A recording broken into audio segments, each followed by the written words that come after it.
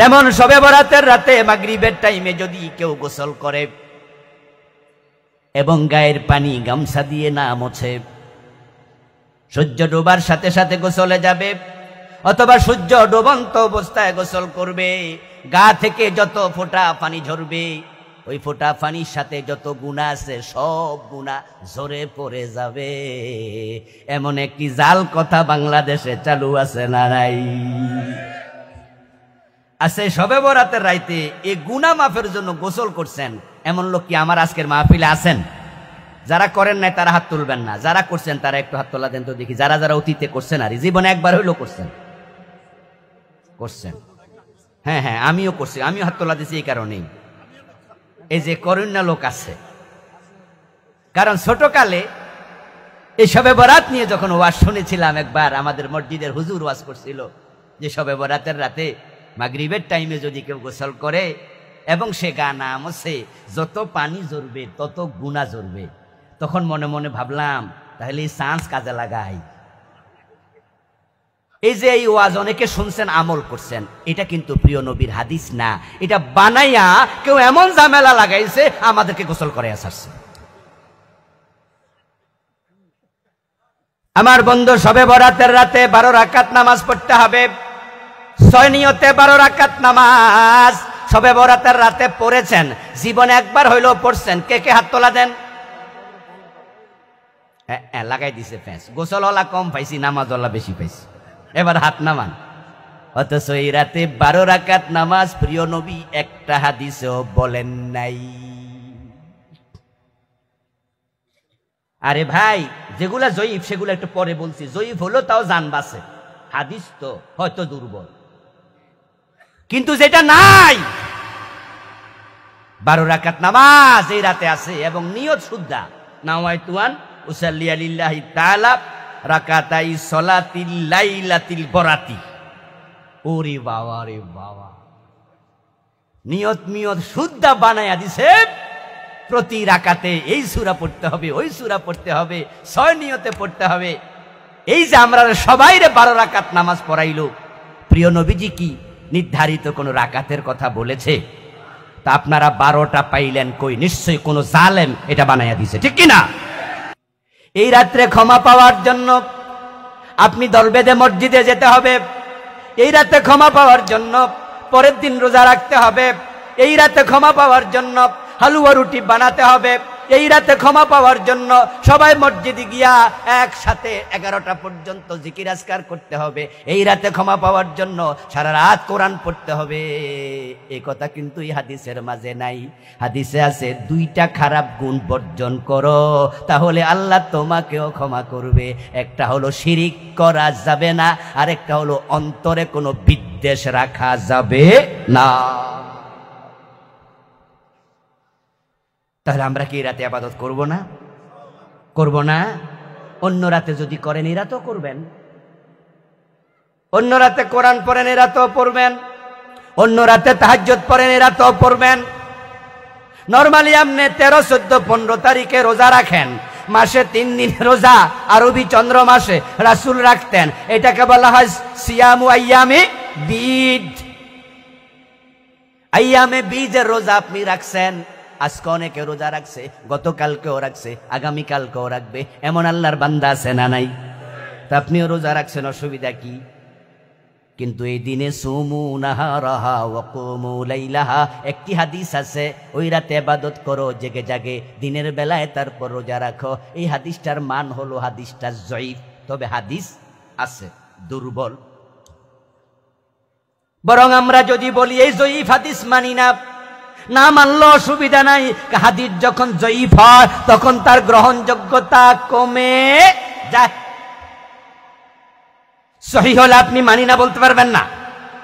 সহিহ মানি রাসূল বলছে, এটা প্রমাণিত। জয়ীফ মানি রাসূল যে বলেছে এটা প্রমাণিত নয়। জয়ীফ শব্দের অর্থ কি? দুর্বল। এই দুর্বল মানে হাদিসের বাক্য দুর্বল তা না, হাদিসটা রাসূল বলেছেন কিনা এটার অথেন্টিসিটিটা দুর্বল। হাদিস জয়ীফ হয়, সহিহ হয় রাবির কারণে। যেই রাবি মিছা কথা কয়, আদালত নাই, ওই রাবির বর্ণিত হাদিস যায়ীফ, কারণ তাকে নিয়ে মুহাদ্দিসরা কনফিউশনে পড়া যায়। এই বেটা যে মিছা কথা কয়, আদালত নাই, তাহলে রাসূলের নামে মিছা বলার সম্ভাবনাও তো আছে। দেখবেন যে লোক মিথ্যা কথা কয়, এর হেসা কথাও মানুষ অনেক সময় ঝামেলা আছে। কিন্তু এই জন্য হাদিস দুর্বল হয় কেন? এই কারণে হয় রাবিদের জীবনী নিয়া মুহাদ্দিসরা একবারে সূক্ষ্মাতি সূক্ষ্ম যাচাই করে। সুবহানাল্লাহ সুবহানাল্লাহ, একবারে ফিল্টার দিয়া ফিল্টারিং করে দেখছে ব্যক্তি মিছা কথা কয়, আদালত নাই। ইসলাম হচ্ছে একটি সেটেলড রিলিজিয়ন, অলরেডি সেটেলড, যেটা চূড়ান্ত, যেটা ফাইনাল। এর মাঝে কিচ্ছু বাড়বেও না, কিছু কমবেও না।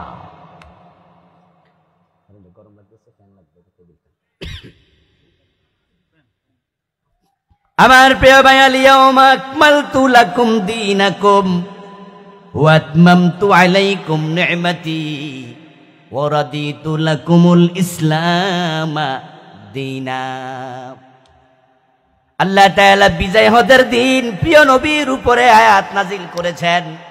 আজ বিদায় হজের দিন, আকমালতু লাকুম দীনাকুম, তোমাদের জন্য তোমাদের দিন আমি আল্লাহ পরিপূর্ণ করে দিয়েছি। পরিপূর্ণ বোঝেন? হ্যাঁ না কোন পরিপূর্ণ বোঝেন?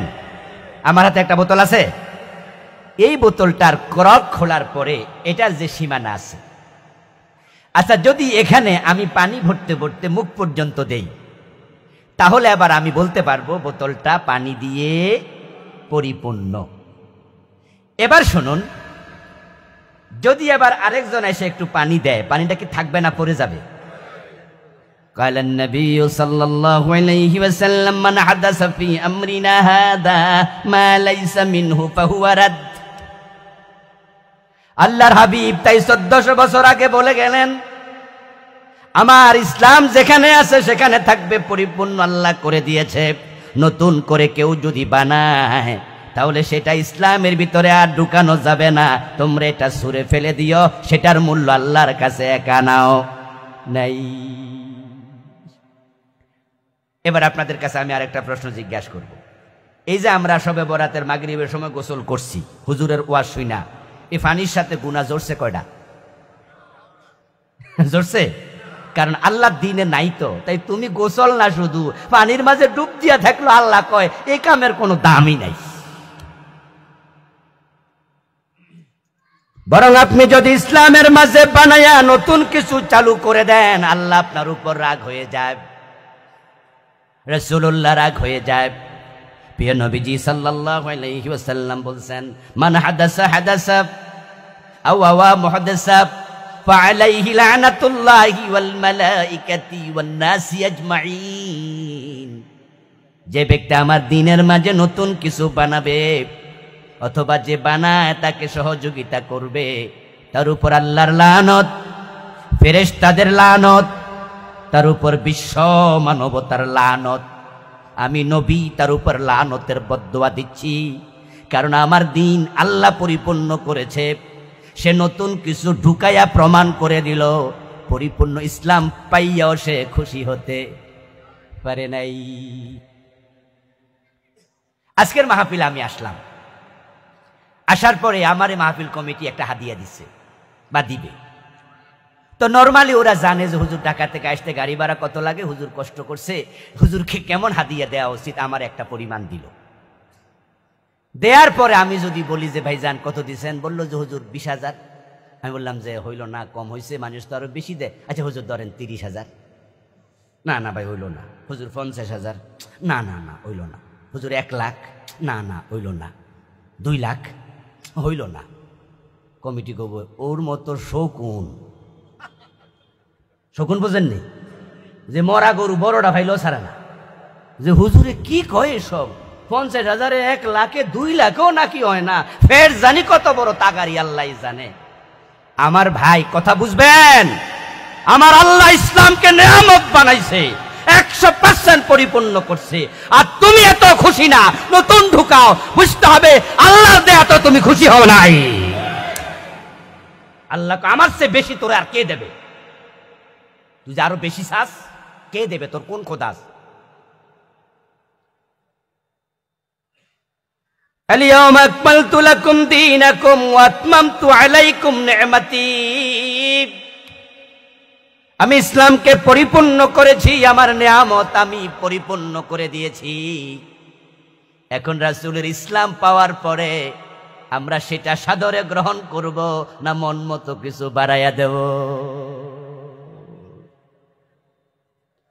আপনি এবং আমি বাড়াবো না, আমরা কমাবো না। এই শবে বরাতের রাতের সম্মান বাড়াইতে যাইয়া যারা জাল হাদিস ঢুকাইয়া দিল, নিশ্চয়ই তারা সবাই অপরাধীর কাতারে নাম লেখাইল। আল্লাহ যাকে যা দিয়েছে আমরা তার চেয়ে বেশি দেব না, কমও দেব না।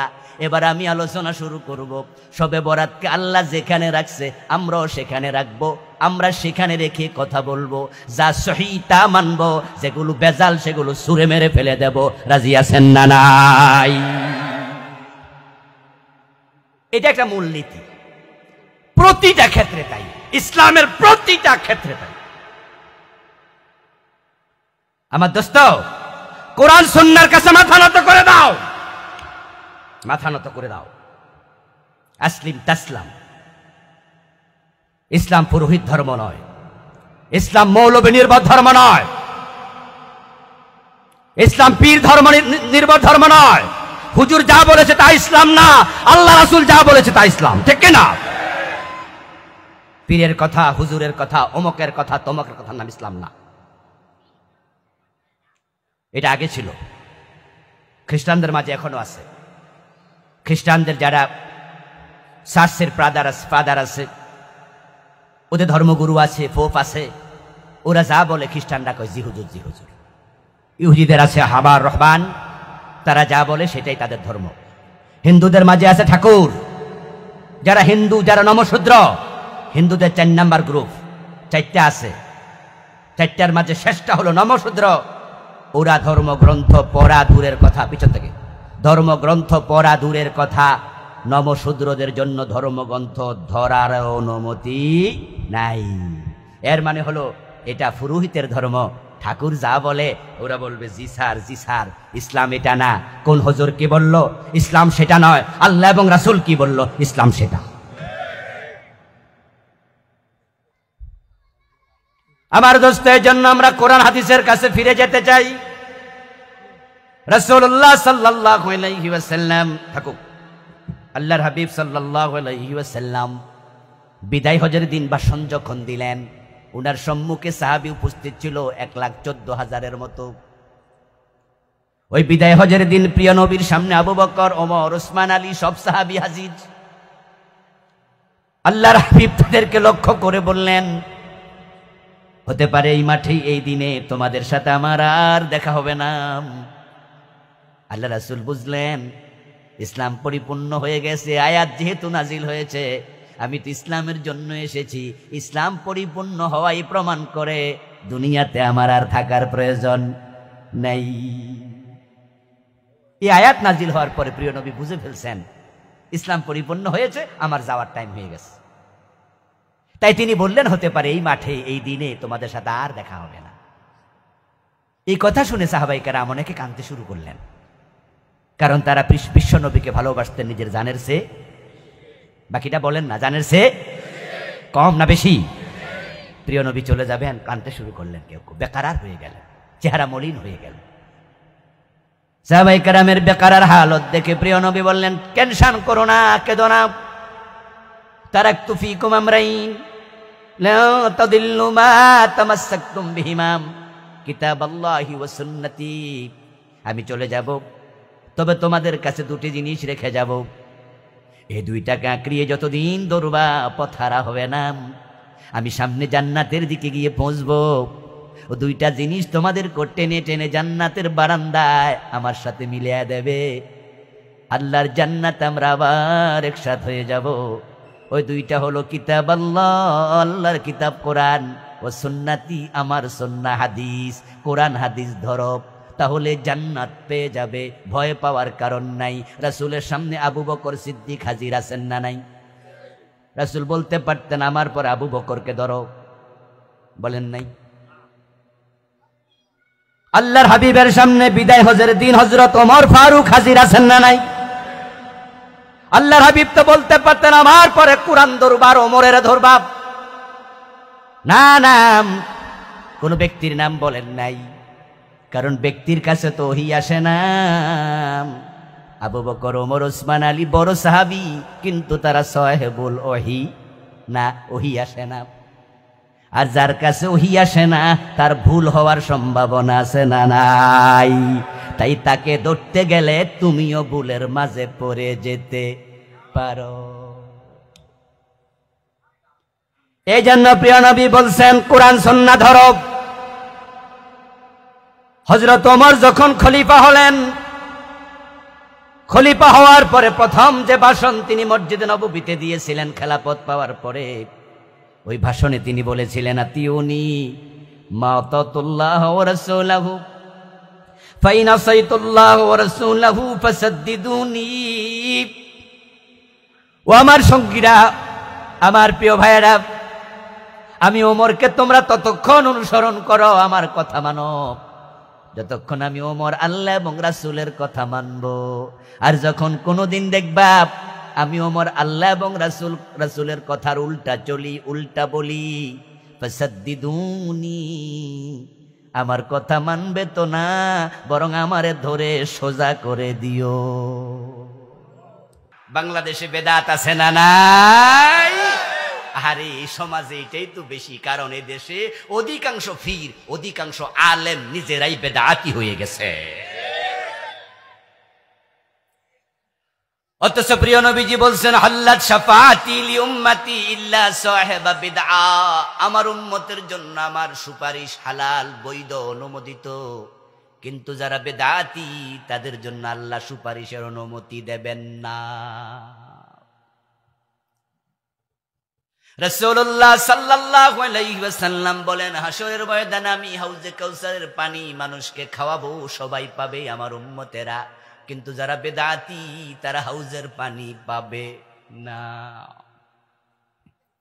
সহিহ বুখারীতে এসেছে ক্বালা রাসূলুল্লাহ সাল্লাল্লাহু আলাইহি ওয়াসাল্লাম নাফারতুকুম ইয়াউমাল কিয়ামাতি আলাল হাউজ, আমি তোমাদের সবার আগে হাউজে কাউসারের সামনে চলে যাব, পানি দিতে থাকবো। হঠাৎ করে দেখবে একদল লোক আমার কাছে এসে বলবে হুজুর আমরাও আপনার উম্মত, আমাদেরকে পানি দেন। আমি পানি দেওয়ার জন্য আগাবো, ফায়ুহালু বাইনি ওয়া বাইনাহুম, হঠাৎ করে দেখব তাদের মাঝে আর আমার মাঝে একটা পর্দা পড়ে গেছে। ফাকুলু ইন্নাহুম মিন্নি, তখন আমি আওয়াজ দিয়ে বলবো কি হলো, তারা তো আমার উম্মত, কেন পানি দিতে পারলাম না? ফায়ুকাল, ফেরেশতারা এসে বলবে হে নবী ইন্নাকা লা তাদরি মা হাদাসু বাদাক, আপনি জানেন না এগুলো আসলে ভণ্ড উম্মত, এগুলো বাড়াবাড়ি করছে, সীমালঙ্ঘনকারী উম্মত, এগুলো ভেজাল উম্মত, আপনার মৃত্যুর পর তারা আপনার ইসলামকে বিকৃত করে দিয়েছে, তাদের সুবিধা হইলে বাড়াইছে, অসুবিধা হইলে কমাইছে। ফাকুলু সুকান সুকান লিমান গায়্যারা বাদি, নবীজি মুহাম্মদ এবার বলতেছেন তখন আমি বলবো দূর হ, দূর হ, যারা আমার ইসলামকে বিকৃত করেছে। গায়্যারা তাগয়ীর মানে বিকৃত করা। রাসূলুল্লাহ সাল্লাল্লাহু আলাইহি ওয়াসাল্লাম শিখাইছে ইমাম যদি ভুল করে, ও মুসল্লি তোমরা সুবহানাল্লাহ বলে সতর্ক করিও, লোকমা দিও। লিররিজালিত তাসবিহু ওয়া লিন্নিসাইত তাসফিকু, পুরুষরা তাসবিহ পড়বে, সুবহানাল্লাহ বলবে, মহিলা মুসল্লি থাকলে হাতের উপরে হাত আওয়াজ করে ইমামরে বুঝাবে ভুল হইছে, মুখে বলবে না। বাংলাদেশে সুবহানাল্লাহ ডাকাইয়া আল্লাহু আকবার ঢুকাইয়া দিছে। রাসূলুল্লাহ হযরত বেলালকে হযরত আবু মাহজুরা রাদিয়াল্লাহু তাআলা আনহুমা দুজন সাহাবীকে আযান শিখাইছে। আযান শুরু হবে আল্লাহু আকবার দিয়া, আযান শেষ হবে লা ইলাহা ইল্লাল্লাহ দিয়া, কিন্তু বাংলাদেশে আযানের আগে দুরূদ চালু কইরা দিছে। আছে নি কিছু জায়গায়? আজানের আগে কি পড়ে? আসসালাতু ওয়াসসালামু আলাইকা ইয়া রাসূলুল্লাহ, দুরূদ শরীফ পড়ে। জিজ্ঞাসা করলে বলে, আচ্ছা হাদিসে নাই ঠিক আছে, কিন্তু দুরূদ কি খারাপ জিনিস? দুরূদ তো ভালো জিনিস, তো পড়ছি, অসুবিধা।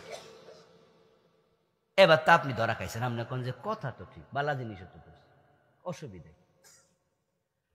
ও দোস্ত, রাসূলুল্লাহর ইসলামে তুমি যে বাড়াইলা এটাই তো অসুবিধা, ঠিক কি না? তোমার বাড়ানোর অধিকার দিল কেডা? যোহরের নামাজের ফরজ কয় রাকাত?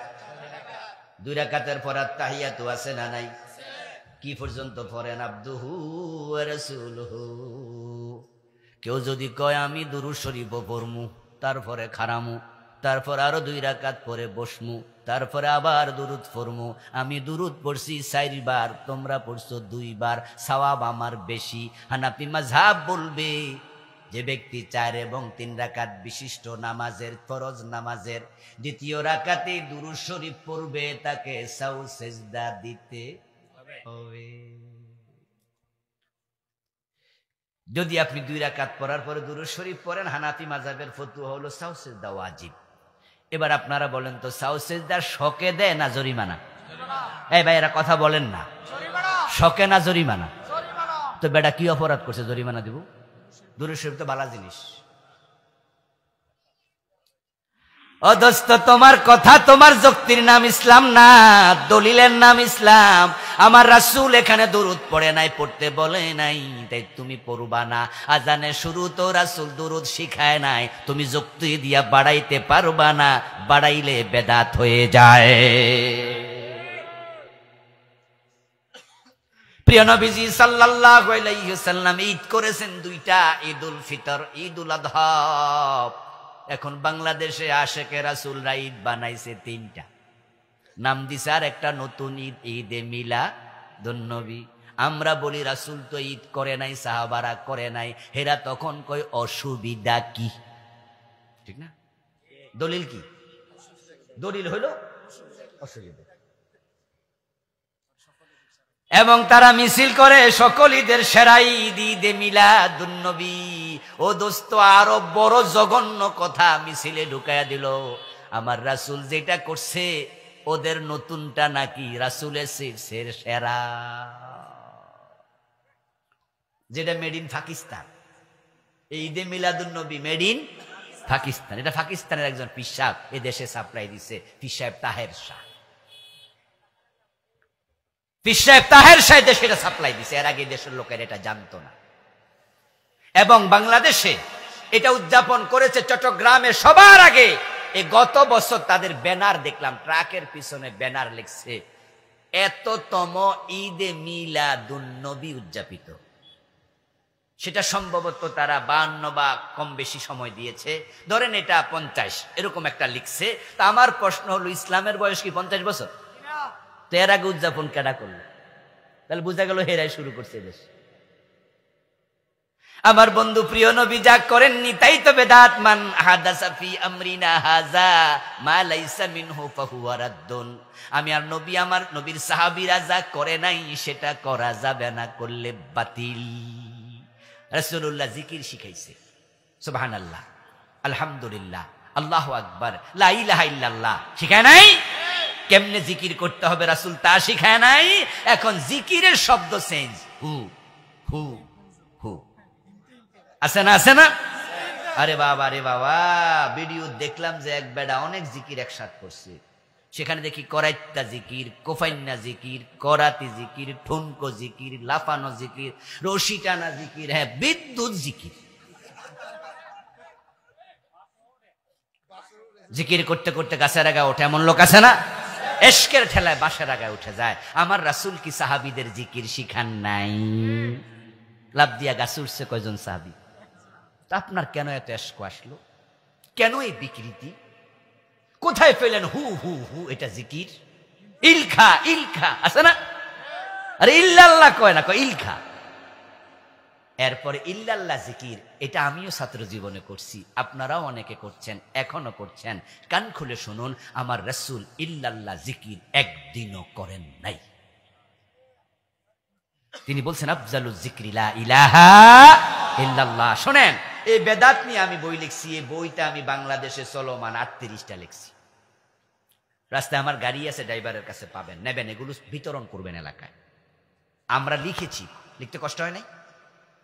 কি লিখা কি কষ্ট আসেনি না নাই? এত কষ্ট করে লিখলাম, আপনি একটু পড়েও দেখবেন না? কোনটা শিরিক আপনি পড়বেন না? কোনটা নেফাক আপনি জানবেন না? কোনটা বেদাত আপনি শিখবেন না? 38টা লিখছি। বেদাত আপনার ভিতরে থাকবে, আমল কবুল হওয়া বন্ধ। ক্বালা রাসূলুল্লাহ সাল্লাল্লাহু আলাইহি ওয়াসাল্লাম, ইন্নাল্লাহা লা ইয়াকবালু লিসাহিবি বিদআতিন সাওমান ওয়ালা সালাতান ওয়ালা হাজ্জান ওয়ালা জিহাদান ওয়ালা সারফান ওয়ালা আদলান ইয়াখরুজু মিনাদ দ্বীন কামা তাখরুজু শাওরাতু মিনাল আজীল। প্রিয় নবীজি বলতেছেন, যে বেদাতি হয়ে যায় তার নামাজ কবুল হয় না, রোজা কবুল হয় না, হজ কবুল হয় না, যাকাত কবুল হয় না, জিহাদ কবুল হয় না, কোনো আমল কবুল হয় না। সে ইসলাম থেকে ধীরে ধীরে বেরিয়ে যায়, যেমন আটার খামির থেকে টান দিলে চুল বেরিয়ে যায়। আল্লাহকে ভয় করুন, সাবধান হন, যুক্তি দিয়ে চলবেন না। প্রথম যুক্তি দিয়েছিল শয়তান। দলিল দেবেন, দলিল। আল্লাহ জিজ্ঞাসা করছিল, মা মানাআকা আল্লা তাসজুদা ইয আমারতু, বলেছিলাম আদমকে সেজদা কর, কেন করলি না? বেটা তখন যুক্তি দিছে, আনা খায়রুম মিনহু খালাকতানি মিন নার ওয়া খালাকতাহু মিন তিন। আল্লাহ আমি তো সেরা, আমারে বানাইছেন আগুন দিয়া, হেরে বানাইছেন মাটি দিয়া। তুমি আল্লাহরে কইতে গেছো তোমারে কি দিয়া বানাইছে? না, যে বানাইছে হে জানে না। হে আল্লাহর কাছে যুক্তি দিতে যায়, যুক্তি দেওয়ার সাথে সাথে ঈমান আছে না গেছে? সব জায়গায় যুক্তিবাদী হবেন না। ইসলাম আপনার যুক্তিতে চলে না, ইসলাম দলিলে চলে। কিন্তু আমাদের ভাইয়েরা যারা বেদাত করে, তাদের একটা সমস্যা, ওরা দলিল না পাইলে শেষ পর্যন্ত কয়, আচ্ছা মানা তো নাই, অসুবিধা তো নাই, যে দিলে অসুবিধাটা কি? আচ্ছা আপনাদের ইমাম সাহেব, মুয়াজ্জিন সাহেব, দুজনের দুইটা উদাহরণ দিয়ে আমি কথার শেষ দিকে যাব। ঈদের দিন মুয়াজ্জিন সাহেব সকাল 7:30টায় আজান দিয়ে বসে। ঈদের দিন আজান সকালবেলায়, কিসের আজান রে? মুয়াজ্জিনকে জিজ্ঞাসা করলেন যে কিসের আজান দিলেন? মুয়াজ্জিন কয় যে ঈদের নামাজের আজান। বললেন যে ঈদের নামাজে আজান, এটা আবার কি জিনিস? মুয়াজ্জিন কইল, খারাপ কি? আচ্ছা ঈদের নামাজে আজান দেয়া যাবে না এমন কোন দলিল আছে? তো দেখান। উনার যুক্তি শুনে বেতন বাড়াই দিতে হইব, ঠিক না? ইমাম সাহেব হুজুর জানাজান নামাজে রুকু দিয়া বসলো, পাবলিক পিছন দিয়া সুবহানাল্লাহ কয়ে লোকমা দিচ্ছে। কি রে, হুজুর যে রুকুতে যায়, হুজুর শুধু রুকু না, খাড়াই গেছে এবার সেজদা। সালাম ফিরানোর পর আপনারা ধরলেন যে জানাজার নামাজে রুকু সেজদা। হুজুর কইল মানা আছে, কই হিডা দেখান, নিষেধ তো নাই। আর রুকু তো ভালো জিনিস, সেজদা তো ভালো জিনিস। আপনার যুক্তিতে ইসলাম চলবে? যুক্তির কারণে সমস্যা হচ্ছে কোথায় জানেন? খেতে যখন আগাছা বেড়ে যায়, মূল ফসল নষ্ট হয়ে যায়। বেদাত যদি বেড়ে যায়, মূল ইসলাম খুঁজে পাওয়া যাবে না।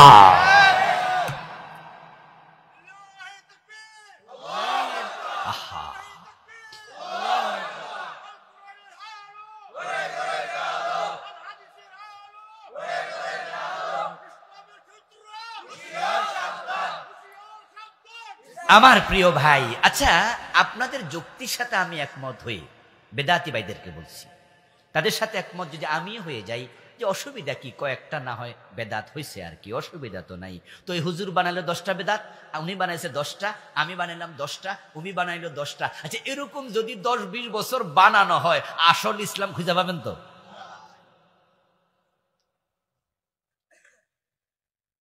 আপনি উত্তরবঙ্গ থেকে খেতে রোয়া লাগানোর জন্য, হালির চারা, ধানের চারা লাগানোর জন্য কামলা আনছেন। ওই বেডারে দেখাইছেন যে এটা হলো আমার চারা ক্ষেত, এটা হলো আমার ধান ক্ষেত, ওখান থেকে চারা তুলে এখানে ধান গাছ লাগাও। বেডা কি করলো, চারা এনে লাগাইলো। বিকাল বেলা আপনাকে বললো যে স্যার আমি চারা থেকে এনেছি, ধান গাছ লাগাইছি। আপনি বিকাল বেলা ঘুরতে এসে দেখলেন যে ধান গাছের ফাঁকে ফাঁকে আরেক ক্ষেত থেকে কিছু ঘাস আইনাও লাগাইছে। আপনি তাকায় দেখেন, কিরে ধান গাছের ফাঁকে ফাঁকে এগুলা কি গাছ? ভালো করে তাকায় দেখেন যে ঘাস, অনেক ঘাস লাগাইছে। তো আপনি তো এবার বাড়ি গিয়ে কমরম স্যারের কইবেন যে কিরে ভাই কিতা করছ? তো হে কইল যে কিতা স্যার, অসুবিধা কি? আপনি আমার বেতন বেশি দেয়া লাগবে না, ওইটা আমি এক্সট্রা করিয়া দিছি। আপনি তো ধান লাগাইতে কইছেন, আমি ওইটা নিজ থেকে করছি স্যার, এক্সট্রা করিয়া দিছি। আপনি বেতন বাড়ানো দূরের কথা, তাকে জরিমানা করবেন যে তোর কারণে আমার ক্ষেত নষ্ট হবে। এই ধান ঘাস একসাথ হয়ে গেলে ফসল হবে না রে। এই জন্য ইসলামের পাহারাদারি করো। মূল ক্ষেতওয়ালা যারা, তারা ধান গাছ লাগায়, ঘাস পেলে উপড়ায়া পেলে দেয়। মূল ইসলামের ভালোবাসার লোকেরা বেদাত পেলে উপড়ে ফেলে দেয়। সূরা আল কাহফের 103 নম্বর আয়াত আল্লাহ বলছেন, কুল, হে নবী বলুন, হাল নুনাব্বিউকুম, আমি কি তোমাদেরকে খবর দেব নাকি, বিল আখসারিনা আমালা, ওই মানুষগুলোর ব্যাপারে যারা আমলের দিক থেকে ক্ষতিগ্রস্ত। আল্লাযীনা দাল্লা সাইয়ুহুম ফিল হায়াতিদ দুনিয়া, যাদের দুনিয়া সব আমল বাতিল হয়ে গেছে, দুনিয়াতে হারায়া গেছে, তাদের কোনো আমল আল্লাহ পর্যন্ত পৌঁছে নাই। ওয়াহুম ইয়াহসাবুন আন্নাহুম ইহসিনুনা সুনআ, অথচ তারা মনে করতেছে তারা ভালো আমল করে চলছে। তাদের আমলগুলো যে বাতিল হয়ে যায় এটা তারা বোঝেই না। হে নবী, আপনি বলুন উম্মতকে, এমন মানুষের খবর তোমাদের দেব নাকি? এই আয়াতে কারিমা রাসূল সাল্লাল্লাহু আলাইহি ওয়াসাল্লামের উপর নাজিল হলো আজ থেকে 1450 বছর আগে, সাহাবাদের যুগে। ওই সময় যদি আমল করার পরও কবুল না হয় এমন মানুষ থাকে, আজকের যুগে এ জাতীয় মানুষ কমেছে না বেড়েছে? এমন মানুষ আমাদের মাঝেও থাকার সম্ভাবনা আছে না নাই? আমল করে কিন্তু আমল বাতিল। ও নবী, আপনি বলেন আমি ওই মানুষের খবর দেব নাকি? তাদের খবর আমরা আজকে জানতে চাইব। প্রিয় নবীজি আল্লাহর পক্ষ থেকে জেনে আমাদের জানিয়েছেন তারা অমক অমক অমক, এই গুণ যার ভিতরে থাকবে, এই বদগুণগুলোর কারণে তাদের আমল কবুল বন্ধ। তারা নামাজ পড়বে, রোজা রাখবে, হজ করবে, যাকাত দেবে, কিন্তু আল্লাহর সামনে গিয়ে হাজির হয়ে দেখবা আমল নামা খালি। এমন মানুষ অসংখ্য থাকবে, অসংখ্য, যারা তাহাজ্জুদ পর্যন্ত পড়েছে, কপালে কালো দাগ ছিল নামাজের, রমাদানে রোজা রেখেছে, চৈত্র মাসে রোজা ভাঙেনি, হজ করার জন্য মক্কায় গিয়েছে, হিসাব করে করে ক্যালকুলেশন করে যাকাত দিয়েছে, কিন্তু আল্লাহর সামনে গিয়ে দেখবে আমল নামা একটা নেকও নাই, সব হারাইয়া গেছে। তখন সেদিন তার আল্লাহ তাআলাকে বলবে, ও আমাদের রব, ওয়ালাউ আন্না লানা কাররাতান ফানাকুনা মিনাল মুমিনিন, আজকে তোমার সামনে এসে দেখে আমল নামা খালি। ও আল্লাহ, আমার নামাজের সওয়াব কই, রোজার সওয়াব কই, হজের সওয়াব কই, যাকাতের সওয়াব কই? আমি তো শীতের ফজর কাজা করি নাই। আল্লাহ বলবে, বান্দা তুই কে সূরা কাহফের 103 104 নম্বর আয়াত পড়স নাই? ওখানে তো আমি বলেছি কিছু মানুষের আমল বাতিল হয়, তুই তাদের একজন।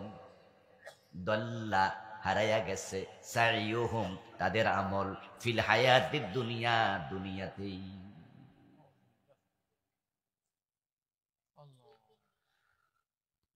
তখন সে বলবে, আল্লাহ কোন কারণে? আল্লাহ আবার কারণ দেখাবেন, এই কারণ, তোর আমল নামায় দেখ সব লেখা আছে। আমার দোস্ত মসজিদে গিয়ে 5 ওয়াক্ত নামাজ পড়ে, আবার দরবারে যাইয়া পীরের পায়ে সেজদা দেয়, এমন লোক আছে কিনা? যেই লোকটা পীরের পায়ে সেজদা দেয়, লোকটা মোমেন না মুশরিক? তো তার নামাজ পড়ে লাভটা কি? মুশরিকের নামাজ তো কবুল হবে না।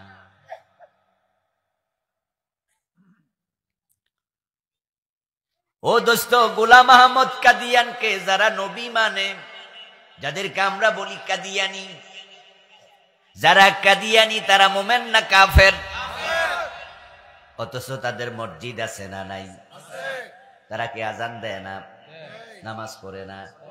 তো কাদিয়ানি নামাজ পড়লো লাভটা কি? ইমানটাই তো সবার ভালো কাজ আল্লাহর কাছে যায় না।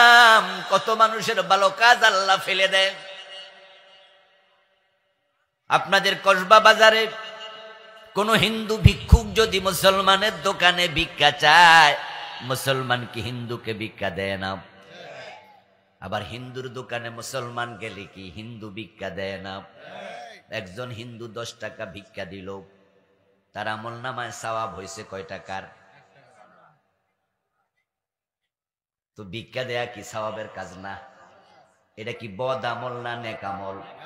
তো হিন্দুও তো নেক আমল করলো, সওয়াব কই? তাহলে এতে বোঝা যায় শুধু আমল করলে হবে না, বুঝা শুনে আমল করা লাগে।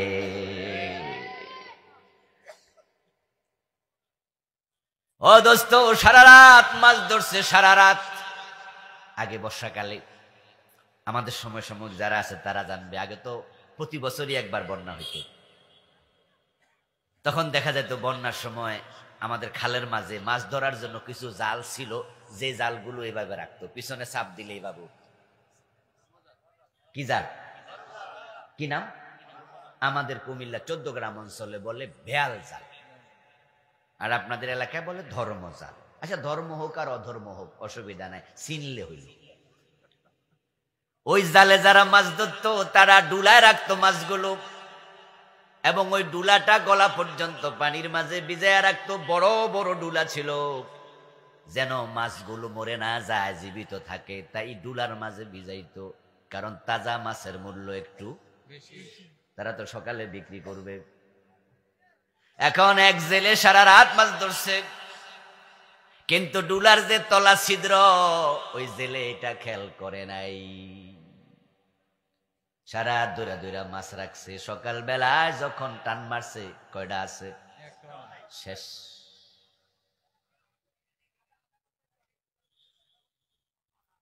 গরুর দুধ দহন করার আগে যেই পাত্রে আপনি দুধ রাখবেন, বালতি হোক আর পাত্র, পেয়ালা হোক, জগ হোক আর মগ হোক, আমাদের পাতিল হোক, যখন আমরা গরুর দুধ দহন করতে যাই, তখন দেখবেন সবাই পাত্রের তলায় একটা টান মাইরা চায় কোনো ময়লা আসেনি।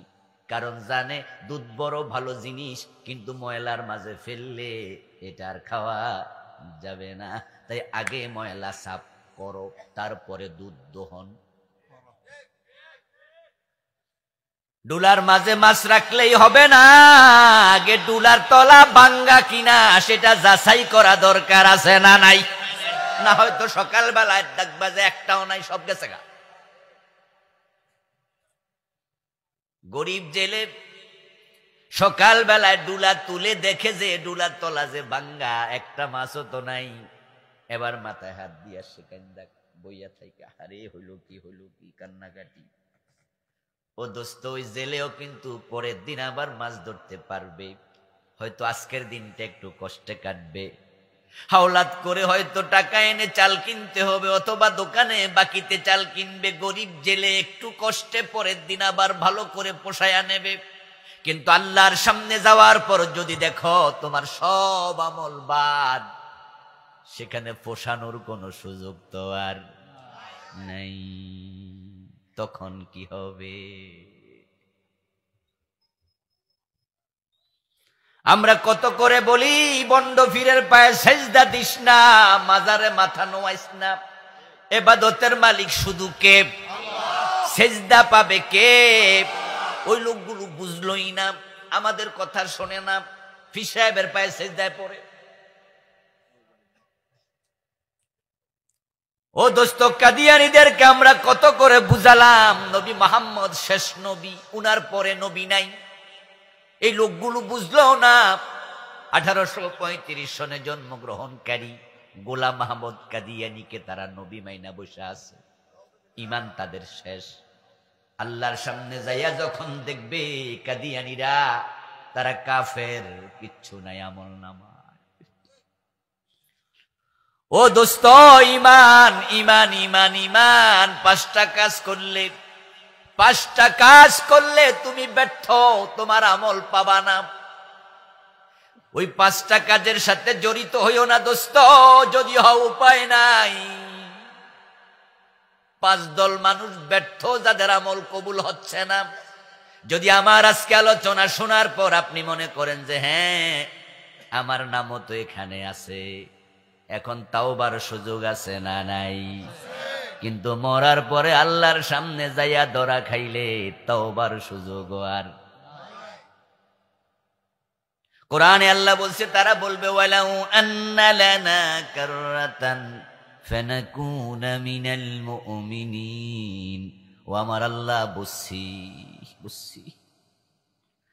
গর্দান থেকে আল্লাহ আমলনামা বের করে দেখাবে, দেখ বান্দা, তুই যে নামাজ পড়ছস কথা কিন্তু ঠিক, তবে তুই অমুক মাসের অমুক দিন অমুক তারিখ অমুকটা এতটা বাজে ওই ফিরের মাঝ পায়ে সেজদা দিছিলি, এর জন্য তোর ইমানটা গেছে গা। তুই এটা কেন করলি? তুই তো মুশরিক। এবার সে বলবে, আল্লাহ, পীরের পায়ে সেজদা দিল দে ইমান যায়, আমি তো জানতাম না। হুজুররা কইছিল, তবে আমার পীর সাহেব কইছে এটা শরীয়তের মৌলবীরা বোঝে না। পীরের পায়ে সেজদা দেয়া শরীয়তে জায়েজ নাই, তরিকতে জায়েজ। এটা নাকি তাজিমি সেজদা। এই যে ভণ্ড পীরের হাতে বায়াত হইয়া ইমান হারাইছি, আমি যে মুশরিক, এখন না বুঝলাম। তুমি আমার একবারের জন্য দুনিয়ায় পাঠাও।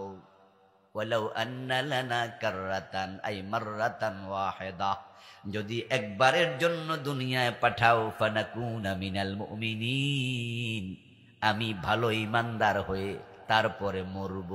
আমারে একটা বারের জন্য দুনিয়ায় পাঠাও। সে আল্লাহকে চিৎকার দিয়ে দিয়ে বলবে। আপনাদের কাছ থেকে জানতে চাই, দুনিয়ায় আর পাঠানোর কোনো সম্ভাবনা আছে নাকি? সেদিন আর লাভ নাই। ওরা বলবে, এ কথাটা কোরআনে আল্লাহ বলছে, তারা বলবে। আল্লাহ যখন বলবেন, এই দেখ তুই শিরিক করছস, শিরিক করলে ঈমান চলে যায়। তুই কুফর করছস, কুফর করলে ঈমান চলে যায়। তুই নেফাক করছস, নেফাক করলে ঈমান চলে যায়। তুই হারাম খাইছস, হারাম খাইলে আমল কবুল বন্ধ হয়ে যায়। তোর আমলের মাঝে বেদাত ছিল, বেদাতি হলে আমল কবুল হয় না। এই পাঁচটা বলে ফেলেছি সংক্ষেপে। কুফর করলে ঈমান শেষ, শিরিক করলে ঈমান শেষ, নেফাকে ইতিকাদি, অন্তরে নেফাক থাকলে ঈমান শেষ, হারাম খাইলে আমল শেষ, বেদাতি হলে আমল কবুল হওয়া বন্ধ। তুই এগুলো কেন করলি? এই শিরিকটা তুই কেন করলি? তখন সে আল্লাহকে বলবে, ওয়াল্লাহি রাব্বিনা মা কুন্না মুশরিকিন। ও আমার আল্লাহ, আমি শিরিক করি নাই। অর্থাৎ সে বুঝাবে এটা যে শিরিক, আমি জানতাম না। হুজুর বলছে, কেউ ফিরে না খালি হাতে খাজা বাবার দরবারে। তাই তো আমি খাজা বাবার কাছে যাই একটা ছেলে চাইছিলাম। এ হুজুরে কইছিল, খাজা বাবার দরবারে কেউ খালি হাতে ফিরে না। এমন কথা বলার হুজুর বাংলাদেশে আছে না নাই? হেলিকপ্টারে সইরাও নাকি আইয়ে? আল্লাহর দন রাসূলকে দিয়া আল্লাহ গেছে গায়েব হইয়া। রাসূলের দন খাজা লইয়া শুইয়া আছে আজমিরে। কেউ ফিরে না খালি হাতে খাজা তোমার দরবারে। আস্তাগফিরুল্লাহ, নাউযুবিল্লাহ। মোরা পীরের কাছে ছেলে চাওয়ার জন্য যায়, মেয়ে চাওয়ার জন্য যায়, অথচ ছেলে মেয়ে দেয়ার মালিক কে? ও আল্লাহ, আমি জানতাম না এটা যে শিরিক। ওয়াল্লাহি রাব্বিনা, ও আমার আল্লাহ, তুমি আমার রব, তোমার কসম। কোরআনের আয়াত। সে বলবে, আখিরাতের বিষয়গুলো ফকফকা স্পষ্ট। কবর কেমন হবে? কবরে প্রশ্ন কয়টা হবে? প্রশ্নের জবাব কি হবে? হাসর কেমন হবে? ফুলসেরাত কেমন হবে? মিজান কেমন হবে? হাউজে কাউসার কেমন হবে? সব আলোচনা, জান্নাত জাহান্নাম কেমন, সব কোরআন হাদিসে আছে না নাই? সব আছে। এজন্য আখিরাত জানার জন্য মরা লাগে না, কোরআন হাদিস পড়লেই হয়। আমি একটি বই লিখছি আখেরাত নিয়ে, আমার লেখা মোট 8টা বই। এটা হলো ওহিরানায় পরকাল। আমি এক বইতে 500-র উপরে হাদিস আনছি, শুধু পরকাল নিয়ে। আয়াত আনছি 550-র মতো।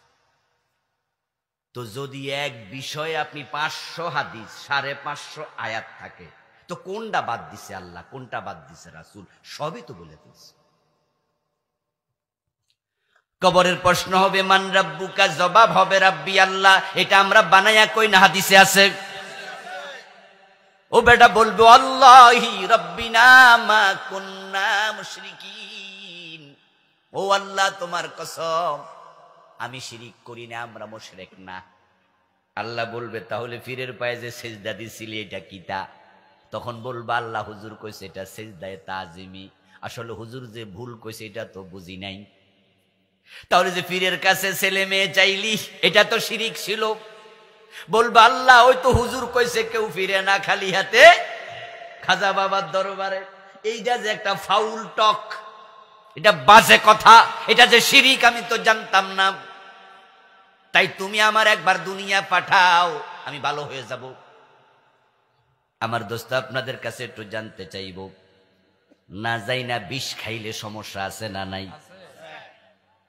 আপনি কইবেন আল্লাহ জানি না, আল্লাহ কব জান্নাতে যাও। এত সোজা বুঝি? জানা নফল না ফরজ?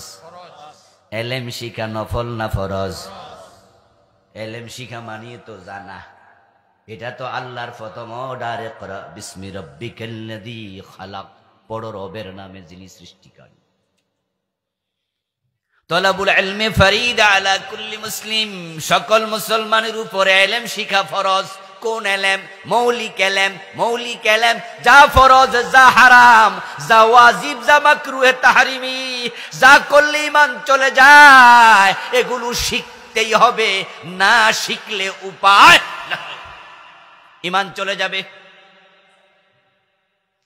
যখন লোকটা আল্লাহর সামনে বারবার বলবে ওয়ালাউ আন্না লানা কাররাতান, একবারের জন্য পাঠাও, একবারের জন্য পাঠাও আল্লাহ দুনিয়ায়, আমি ভালো হয়ে যাব। আল্লাহ ফেরেশতাদেরকে বলবে খুদুহু ফাগুল্লুহু সুম্মাল জাহিম সাল্লু, ও ফেরেশতারা তারে ধর, খুদুহু তারে ধর, ফাগুল্লুহু তার হাতের মাঝে হাত করা পরা, জাহান্নামের ডান্ডা বেড়ি পরা, গলার মাঝে বেড়ি পরায়া দে। সুম্মাল জাহিম সাল্লুহু, তারপরে তার জাহান্নামের মাঝখানে ফেলে দে। ও দোস্ত সেদিন কেঁদে লাভ নাই, কিন্তু আমার আলোচনা আজকে শুনে যদি আপনি বোঝেন যে হায়রে আমিও তো ধরা খাইছি, এখনো তাওবার দরজা খোলা আছে না নাই? তাই ওয়াজটা মন দিয়ে শুনবেন, নিজেকে খুঁজবেন, আত্মসমালোচনা করবেন। আয়নার সামনে দাঁড়ালে আয়না যেমন কোন জায়গায় কালো তিল আছে, কালো দাগ আছে, দাঁতের মাঝে কোনায় ময়লা জমে আছে, মুখগুলো একটু অসুন্দর হয়ে আছে, ও দোস্ত আয়না আপনারে দেখায়া দেয় তোমার চেহারার প্রবলেম কোথায়। কোরআন হাদিসের সামনে দাঁড়াইলে ইমানের দোষ দেখা যায়। এ কোরআন হাদিস হচ্ছে আপনার জন্য আমার জন্য আয়না। 5টি অপরাধের সাথে যারা জড়িত আছেন তারা আজকে তওবা করবেন। আল্লাহ এত ভালো, তিনি এত মহান, তিনি চান বান্দা তওবা করে ফিরে আসুক। বান্দা যখন তওবা করে, আগে কত গুনাহ ছিল আল্লাহর হিসাব করে না, সব একসাথে মাফ করে দেয়। এই যে মোবাইল, আপনাদের হাতেও তো মোবাইল আছে, এই মোবাইলের মাঝে 1000 নাম্বার 2000 নাম্বার সেভ করা যায় না? আরো করা যায়। এমন কিছু অপশন আছে, লেখা আছে অল ডিলেট, অ্যাক্টিভ দিলে কিন্তু 1000 একসাথে শেষ। আচ্ছা, দুনিয়ার মানুষ যদি এমন কিছু বানাইতে পারে যে 100 পৃষ্ঠা 500 পৃষ্ঠার লেখা, 1000 পৃষ্ঠার লেখা আছে অল ডিলেট, টিপ দাও শেষ। আমার আল্লাহর ক্ষমতা আরো বেশি, তিনি অ্যাক্টিভে সব মাফ করে দেন। সুবহানাল্লাহ। প্রিয় নবীজি বলছেন, আত-তাইবু মিনাজ যামবি কামান লা যামবা লাহ। আল্লাহ তাআলা রাসূল বলেন, কোন ব্যক্তি যদি অতীতের গুনার জন্য তাওবা করে, আল্লাহ এমন ভাবে ক্ষমা করে যেন সে গুনাই করে নাই। এমন ক্ষমা আমরা কেউ করতে পারবো না, আমরা পারবো না, আমাদের সে সামর্থ্য নাই। আপনি আমার সাথে একটা বেয়াদবি করেন, বেয়াদবি করার পরে আপনি সরি বলেন, আমি রাগ দেখাবো, ওই মিয়া বেয়াদবি করছেন আবার কিসের সরি। তারপরে আপনি হাত চেপে ধরেন, তারপরে আমি 1-2 বার পরে বলবো, আচ্ছা আচ্ছা ঠিক আছে যান, মাফ করে দিলাম। আপনি কিছুক্ষণ পরে এসে বললেন, হুজুর আসলে মাফ করছেননি। আমি বললাম, আরে ভাই করছি, এবার জানতো। তারপরে আপনি বলেন, হুজুর মাফ করলে হইব না, আপনি আমার 1 কাপ চা খাইয়া জান লাগবো, আপনার তো মনে কষ্ট দিছি। আমি বাধ্য হইয়া কইলাম, ওকে চা খাওয়ান, একসাথে চা খাইলাম। তারপরে কোলাকুলি হলো, হ্যান্ডশেক হলো, আপনি আমার কপালে চুমু দিলেন। আমিও আপনারে মন থেকে মাফ করে মনে মনে কইছি, লোকটা আসলেই ভালো মানুষ, বেয়াদবিটা কইরা লাইছিল, মনে আর কোনো কথা নাই, পুরা মাফ। কিন্তু 3 বছর পরে যদি দেখা হয়, তাহলে আবার বেয়াদবির কথা ঠিকই মনে হইব, ঠিক নি? 2-3 বছর পর দেয়া হইলে আবার মনে হবে এই ফাইজলামি করছিল, পরে মাফ করছে। কিন্তু আল্লাহ যখন ক্ষমা করে এমন ভাবে করে, রাসূল কয় সে যেন গুনাহ করেই নাই। সুবহানাল্লাহ, এমন ভাবে করে দেয় যেন গুনাহই করে। আর তাওবাটা যদি একটু ভালো কইরা হয়, তাহলে কোরআনে আছে আরো স্পেশাল সুযোগের কথা, ইল্লা মান তাবা ওয়া আমানা ওয়া আমিলা আমালান সালিহা ফাউলাইকা ইউবাদদিলুল্লাহু সাইয়্যাতিহিম হাসানাত। ইল্লা মান তাবা, অপরাধ করার পরে যে তাওবা করবে, ঈমানটা পোক্ত করবে, এখন থেকে ভালো আমল করবে, আল্লাহ কয় যে গুনাহ ছিল শুধু ক্ষমা করব না, আমি আল্লাহ গুনাহটাকে পরিবর্তন করে সওয়াব বানায়া দেই।